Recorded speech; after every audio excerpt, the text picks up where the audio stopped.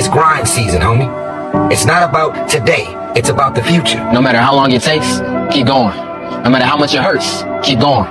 So you was placed on this earth for a reason. You weren't meant to be average. You were meant to excel. You understand that this grind is meant to make you who you're supposed to be, a dog. You do the work now. Do the work now. And all of the shit that you could ever want to do for your family, your kids, your loved ones, it's all going to be on a whole nother stratosphere. What are you going to do? How bad do you want it? There's two options. To continue forward, pushing upward.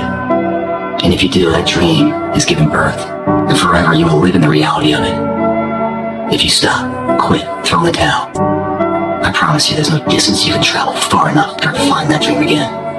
For it's dead. And in its death, it's replaced by regret. Right now, it's your choice.